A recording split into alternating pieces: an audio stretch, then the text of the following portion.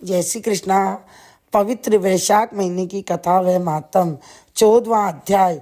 शुक्रदेव जी कहने लगे, मेष की संक्रांति में वैशाख महीने में प्रातः काल स्नान कर मधुसूदन भगवान का पूजन करके जो इस मनोहर कथा को सुनते हैं वह सीधे विष्णु लोक को जाते हैं। जो दुर्बुद्धि कथा छोड़कर अन्य काम करने में लग जाते हैं वे रौरव नरक में जाकर पिशाच योनि पाते हैं। यहाँ पर हम एक प्राचीन इतिहास कहते हैं जो पाप दूर कर पवित्र करने वाला है। प्राचीन काल में गोदावरी के किनारे ब्रह्मणेश्वर क्षेत्र में ब्रह्मनिष्ठ बड़े परमहंस दुर्वासा ऋषि के 2 शिष्य रहते थे। वे सदा उपनिषद शास्त्रों में निष्ठावान थे। उन्हें किसी से कुछ अपेक्षा नहीं थी। भिक्षा मांगकर जो कुछ मिलता उसी को खाकर पर्वत की गुफा में रहते थे। ये तीनों लोग के सत्यनिष्ठ और तपोनिष्ठ नामों से विख्यात हुए। इनमें सत्यनिष्ठ तो सदा कर्मों को करता हुआ भगवान की कथा सुनने और सुनाने में तत्पर रहता था, परंतु पुण्य रूपी कथाओं की व्याख्या करने को सुनने सुनाते समय संपूर्ण कर्मों को भी छोड़ देता था तथा कथा समाप्त होने पर भी अपने नित्य कर्म करता था। वह बिना कथा श्रवण किए अन्न ग्रहण नहीं करता था।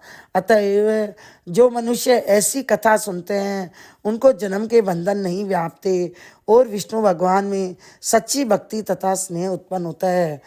अरति दूर हो जाती है। सत्य बुद्धि से वेद में मति उत्पन्न होती है। निरंजन निर्गुण ब्रह्म उनके हृदय में जाकर विराजते हैं। परंतु जहाँ साधु महात्मा न हो, तुलसी न हो, विष्णु जी का मंदिर न हो, काला मृग न हो अथवा कथा न होती हो, वहाँ यदि साक्षात गंगा जी का किनारा भी हो तो त्याग देना चाहिए। वहाँ का मरा हुआ प्राणी 100 जन्म तक कुकर योनि पाता है अथवा अंधता मिश्र नरक में पड़ा रहता है। ऐसा उपनिषद विचार कर वह मुनीश्वर सदा विष्णु की भक्ति और कथा श्रवण करने में तत्पर रहता था। मगर दूसरा जो तपोनिष्ठ था, जो न तो जिह्वा से विष्णु भगवान की कथा या कहता था न कानों से सुनता था, तीर्थ स्नानों पर जाता तो वहाँ पर होती हुई कथा भी तप में विघ्न न पड़ जाए इस डर से छोड़ देता था। श्रोता और वक्ता कोई भी हो उस कर्मनिष्ठ के निकट होकर गृह कार्य के लिए नहीं निकलता था। उस दुरात्मा ने दुर्बुद्धि से ऐसे ही समय बिता अपना शरीर छोड़ दिया। तब वह शमी के वृक्ष पर छिन्न कर्ण नाम का महाबलवान पिशाच हुआ।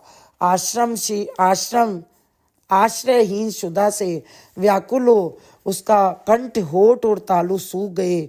ऐसे ही अत्यंत दुखी हो अपने किए हुए कर्मों के ऊपर विचार करता हुआ वह उन्मत्त की तरह इधर उधर घूमता हुआ भटकता रहा। इस प्रकार 10 सहस्त्र वर्ष बीत गए। उसे अपना कोई रक्षक दिखाई नहीं देता था। उस कृतात्मा की देह ऊपर पवन अग्नि के समान लगता था, जल कालाग्नि के तुल्य और पुष्पादि विष के सदृश्य मालूम होते थे। इस प्रकार वह उस सुनसान वन में साधु संग तथा कथा से रहित स्थान में भटकता रहा। कदाचित देव योग से सत्यनिष्ठ पैठी नसी पुरी से आया। मार्ग में उसने सुधा से अत्यंत पीड़ित और अत्यंत दुखी छिन्न कर्ण नामक पिशाच को देखा। उसे देख मुनीश्वर कहने लगे, डर मत, तू कौन है? तेरी यह दशा कैसे हुई है? अब से आगे तुझे दुख नहीं होगा।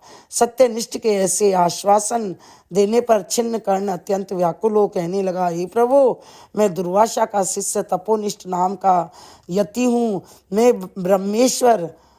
ब्रह्मेश्वर क्षेत्र का निवासी हूँ। कर्मों के लोप हो जाने से भय से अपनी दुर्बुद्धि के कारण महात्माओं द्वारा कही हुई विष्णु कथा आदर नहीं किया। उसी कर्म के घोर परिणाम से मेरी मृत्यु हुई और छिन्न कर्ण नामक पिशाच बन दुख से अत्यंत व्याकुल हुआ हूँ। आज मेरा भाग्य फिर गया। मेरे ऊपर सब देवता गुरु और साधु संतुष्ट है। हरि भगवान मेरे ऊपर प्रसन्न है, जो आपके दर्शन हुए। इस प्रकार छिन्न कर्ण त्राही त्राही करता हुआ चरणों पर गिर पड़ा। तब महायशस्वी सत्यनिष्ठ ने उसे दोनों हाथों से उठाकर अपने सुकृत का पुण्य और वैशाख महात्म को क्षण भर सुनने का फल दिया, जिससे उसके पाप तत्काल दूर हो गए और पिशाच की योनि छोड़ दिव्य देह धारण कर महामुनि की परिक्रमा व प्रणाम कर दिव्य विमान में बैठ विष्णु लोक को गया और सत्यनिष्ठ पैठी नसी पुरी को गया तथा बारंबार महात्म श्रवण की चिंता करने लगा। शुक्रदेव जी बोले, जहाँ शुभ कर्म फल देने वाली सब लोगों के पाप दूर करने वाली विष्णु भगवान की कथा होती है, वहाँ सब तीर्थ और अनेक क्षेत्र आ जाते हैं तथा वहाँ के निवासियों को मुक्ति प्राप्त होती है, इसमें संदेह नहीं है। बोले विष्णु भगवान की जय, बोले वैशाख मातम की जय।